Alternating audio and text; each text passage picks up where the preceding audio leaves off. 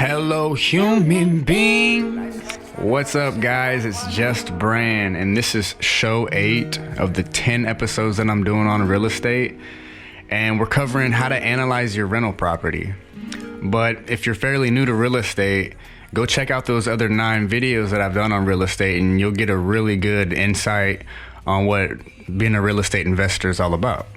But if you don't like hearing me talk about financial stuff and whatnot, go check out my other side of my channel, which is my music side. And yeah, it's just more of the fun side of the channel. I just like to educate people about financial literacy. Like eventually I'll do some videos on the stock market, and I'll update everyone on my real estate investments as well. So let's get into it. I don't want to waste too much of your time. So real quick, for the new people that don't know anything about real estate, analyzing your deals for a rental property. You want to go over the numbers before just getting into a deal that you think is going to cash flow. Like, you want to thoroughly go over numbers to see what your ROI, cash on cash return is. And cash on cash return is your yearly cash flow, how much you get in rent every year, divided by how much money you have into the deal, which is usually your down payment and whatever came along with it, whether you had to fix the property up, closing costs, whatever the case might be. So you would take your yearly cash flow and divide it by money into the deal. And the less money you have into the deal, the bigger your ROI is going to be, but the less cash flow you're probably going to have because of your mortgage that you now have for however long you've got it for, 30 years, 15 years, whatever the case might be. So for example, if you were to buy the property outright with all cash, yes, you would have a lot more cash flow every month because you don't have a mortgage, but your ROI, your return on investment, wouldn't be as high as if you were to have leverage, like a mortgage, and you're paying the mortgage off, you have a little bit of cash into the deal.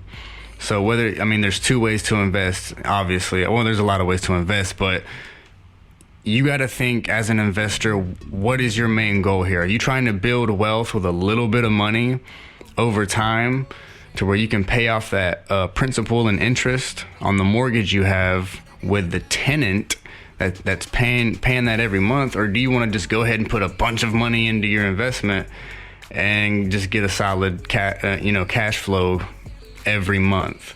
That's personally your decision and what you're trying to do as an investor. Okay, there's many ways to do investing in real estate, and also how much money you have to work with. You may not have much money to work with, but even if you do, you may want a really good ROI rather than a whole bunch of cash flow every month. You'd rather get a good ROI on your money, have your money work as hard as possible for you every month, by using leverage, which is increasing your ROI. So now that we got that out of the way, let's go ahead and break down some numbers on a property for a really thorough example on how to calculate this, all these numbers, okay? But real quick, if you don't really like this math crap, which I get, I understand, there's actual calculators online that'll help you. Like, you can literally just plug in all the numbers, like what your expenses are and whatever, and it literally just does all the math and puts it out for you. So if you're lazy with math, just hit up Bigger Pockets. They got like a whole calculator. They're not paying me to say this, by the way. But yeah, let's get into it. So you want to divvy up your expenses, okay, and total that up. Sometimes that varies. There's different expenses for different properties. But for our example, we're gonna say that with everything, vacancy, CapEx, garbage, management, like property management. Say you're gonna have a property manager eventually. Property taxes, flood insurance, repairs, water, regular insurance, your mortgage, landscaping, All in all, everything's going to come up to about 1,298.77. Okay. And I use just very conservative numbers when I use this example. Let's just say our purchase price is $70,000, okay? And we had a 20% down payment, which would be $14,000, okay? And then you want to add your closing costs and what you might have needed on a repair or something like that. So we're going to say our all-in money in the deal is $17,500. Okay, so we have that number. Now we have our expenses number, which is the $1,298, and 77 cents. Now you need to divvy up with your rental income, which is your income every month. Because eventually you want to get your cash flow by taking your income and minusing your expenses, and whatever you have left every month is your cash flow every month. Okay? So let's say our rent is $1,595 for all the units, and it's a triplex, by the way. So do the math on that. So every month you'll be getting around 296.23 cents every month.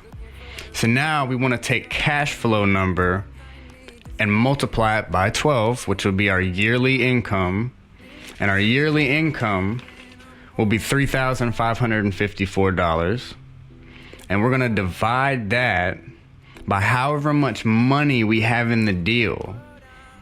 And however much money we had in the deal, how much was that? $17,500. So we're going to take the $3,554, which is how much we make every year on the property, and we're going to divide it by $17,500, which is how much money we have in the deal. And after doing the calculation, that adds up to a 20.31% cash on cash return on investment. And if you can get that, that's great. A 20%, like that's beautiful. Like some people are usually cool with, up to 8 to 12% on a return, on cash return. So that's all you truly really have to do to calculate what your ROI is going to be. Now it's different when you don't have a mortgage. You're going to be looking at more cap rates then. If you're syndicating with another investor or just doing it all yourself, that depends. And like I said, if you guys don't like doing the math and just, adding and subtracting everything up, and you just want to plug some numbers in, some blunt, broad numbers into a software and then have it just project your ROI, go to Bigger Pockets, like I said. And if you want to know how to run the calculator on there for analyzing rental property, check out a video that Brandon Turner did on how to plug those numbers in and get all these numbers with that calculator on their website. And like I said, I'm promoting them because they're a really great resource to learn about real estate. And I've learned real estate from them, and along with lots of other books that I've read myself. But they're a really good platform for learning this material. And I actually brought these numbers from that video that I'm telling you guys about when he analyzed the triplex on there, because the numbers were just so simply broken down in that software to where it projected the numbers perfectly, So yeah, if you're not a fan of math, don't get intimidated, because there's easy tools out there to use that literally does all the math for you. You don't even have to do math, really. You just have to, gather information, gather the right numbers that you need, and then the calculator will do all the work for you.